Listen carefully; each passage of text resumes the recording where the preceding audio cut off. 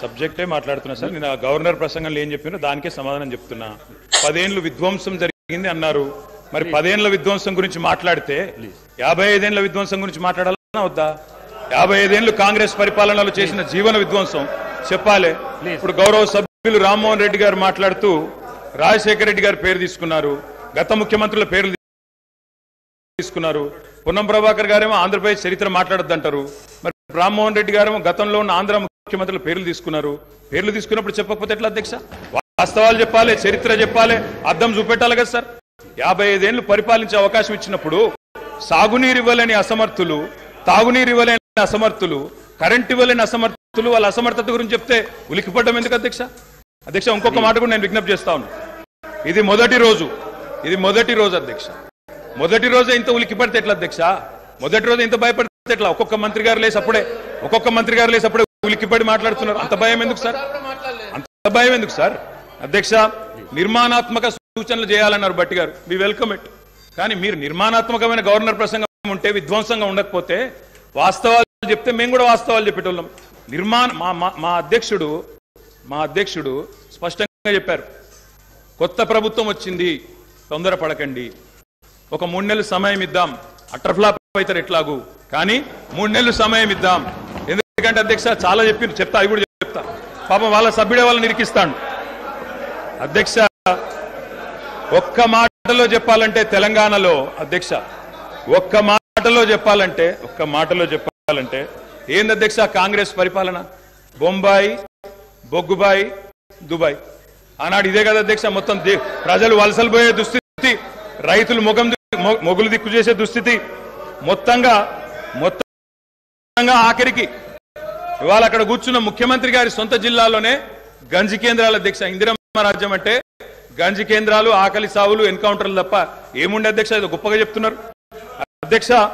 ఆ రోజుల్లో ప్రాజెక్టులు కట్టకున్నా, పైసలు తరలించకపోయిన ఆంధ్రాకి మౌనంగా మంగళహారతులు పట్టింది తెలంగాణ కాంగ్రెస్ నాయకులు కాదా అధ్యక్ష? ఆనాడు మేము రాజీనామాలు చేస్తుంటే, గొంతు చించుకుంటుంటే, పేగులు దిగేదాకా కొట్లాడుతుంటే, పదవుల కోసం పెదవులు మూసుకున్నది ఎవరు అధ్యక్ష?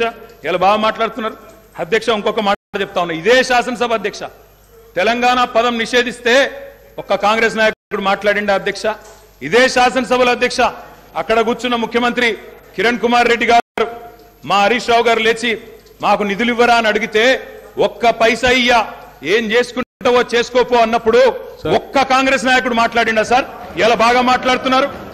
పదవుల కోసం పెదవులు మూసిన చరిత్ర ఖచ్చితంగా తెలంగాణ కాంగ్రెస్ నాయకులదే. అందులో రెండో అభిప్రాయం కూడా అవసరం లేదు అధ్యక్ష. I'm not yielding sir. ఎందుకంటే మీరు నాకు రెస్క్యూకి రావాలా. మేము ప్రధాన ప్రతిపక్షం, 39 మంది ఉన్నాం ఇక్కడ. మాటికి ఒక్కసారి ఇంటర్ఫియర్ చేస్తే మాకు కూడా సమయం ఇవ్వాలా. మీరు మాకు కూడా 4 సభ్యులకు మాట్లాడే అవకాశం ఇవ్వండి. మాటికి మంత్రి గారు చెప్పడం ఏంటండి? సమాధానం చెప్పలేరా అధ్యక్ష? అంత భయం ఎందుకు? సమాధానం చెప్పలేరా అధ్యక్ష? సమాధానం చెప్పలేరా సార్? వీళ్ళు చరవా చెప్పమనండి సార్, మా రిప్లై అయిపోయిన చెప్పమనండి అధ్యక్ష. గౌరవ సభ్యులు అధ్యక్ష, సార్ ఇది ఎందుకంటే ఒక్క నిమిషం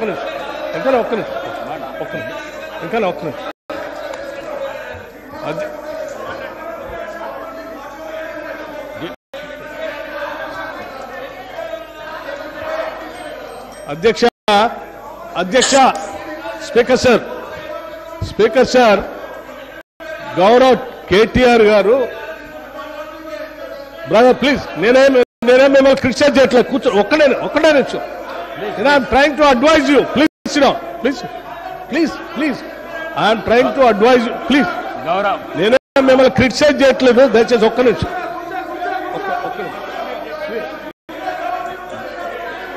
గౌరవ ప్రశాంత్ రెడ్డి గారు అధ్యక్ష, కూర్చో అధ్యక్ష, ఒకటే నిమిషం అధ్యక్ష. గౌరవ శాసనసభ్యులు, సీనియర్ శాసనసభ్యులే, వారు బాగా తెలుసు సభా వ్యవహారాలు కూడా. మనం గతంలో కూడా ఈ విషయాన్ని చర్చించాము అధ్యక్ష. గత 55 ఏళ్ళలో మీరు ఏం చేశారు అని పదే మాట్లాడుతూ ఉన్నారు. ఇంతలో కూడా మాట్లాడారు. ఏం చెప్తా ఉన్నంటే ఆ 55 ఏళ్ళు ఉమ్మడి రాష్ట్రంలో పాలన దానికంటే బాగా చేసుకోవచ్చనే అది వద్దనుకొని మనం ప్రత్యేక రాష్ట్రం తెచ్చుకున్నాం. మనం రిలేటివిటీ ఎప్పటి నుంచి తీసుకుంటామంటే 2014 నుంచే తీసుకుంటాం. కూర్చోండి, ఒక నిమిషం చెప్పలేండి, ఒక నిమిషం చెప్పండి. ప్రత్యేక రాష్ట్రం ఏర్పడిన తర్వాత అది బాగలేదనే ఈ రాష్ట్ర ప్రజలందరూ కూడా సకల జనం సమ్మె చేస్తే ఇక్కడ ఉన్నటువంటి మంత్రులు కూడా కౌశిక్ రెడ్డి గారు కూర్చోండి. పెద్ద రాష్ట్రంలో మంత్రులు ఉంటే కూడా రాజీనామా చేసి మంత్రులందరూ కూడా తీర్మానం చేసి ఈ సభలో ఉన్నటువంటి కాంగ్రెస్ శాసనసభ్యులు కూడా అందరూ తీర్మానం చేసి ప్రత్యేక రాష్ట్రం కావాలని కేంద్ర నాయకత్వాన్ని ఒప్పించి శ్రీమతి సోనియా గాంధీ గారి దగ్గర కలిసి సభలో సరిపోయేంత బలం లేకపోయినప్పటికీ సభలో ఉన్నటువంటి వాళ్ళందరినీ ఒప్పించి ప్రత్యేక తెలంగాణ రాష్ట్రం ఇచ్చినటువంటి కాంగ్రెస్ పార్టీ ఆ ఆలోచన ఉంది కాబట్టి ఇచ్చింది అధ్యక్ష. కాంగ్రెస్ పార్టీ ఇచ్చిన తర్వాత సంపదతో కూడినటువంటి రాష్ట్రాన్ని మీ చేతిలో పెడితే, మిగులు బడ్జెట్ తో ఉన్నటువంటి రాష్ట్రాన్ని మీ చేతిలో పెడితే 10 ఏళ్లు బాగు చేయాల్సింది పోయి 5 లక్షల కోట్ల అప్పు చేసి వాళ్ళ అప్పులు రాష్ట్రంగా మార్చిన మీరు అప్పుడు బాగలేదు ఇప్పుడు బాగలేదు అంటారు. బాగుండాల్సింది 10 ఏళ్ల నుంచి చేయాల్సింది మీరు.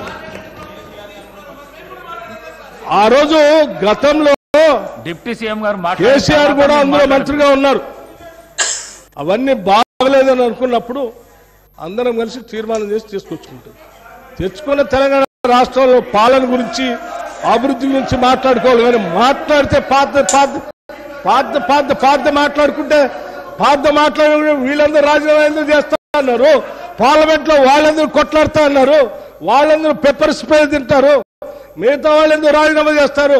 అది బాగాలేదని కదా తెచ్చుకున్న దాంట్లో మీరెంత బాగా చేశారో చెప్పాలి. కానీ ఏం చేశారు? పట్టుమని ఏమైనా గోదావరిలో ఒక చుక్క నీళ్లు తెచ్చారా? కృష్ణానదిలో ఒక చుక్క నీళ్లు తెచ్చారా? ఏం చేయలేదు కదా. లక్షల కోట్లు వృధా చేశారు. కానీ ఒక్క ఎకరానికైనా అదనంగా ఆయకట్టు నీళ్లు ఇచ్చారా? ఒక్కడికైనా ఉద్యోగాలు ఇచ్చారా? ఒక్కడికైనా ఒక ఇందిరా ఇల్లు ఇచ్చారా? ఒక్కడికైనా ఏదైనా చేశారా? ఈ రాష్ట్రంలో ఏమి లేదు. అది చెప్పండి. మేము చెప్పింది అదే. ధనంతో కూడిన సంపదతో కూడిన తెలంగాణ రాష్ట్రం ఇస్తే 10 ఏళ్లు విధ్వంసం చేశారు. ఇవాళ విధ్వంసం చేయడం కాదు, స్వేచ్ఛ లేకుండా చేశారు.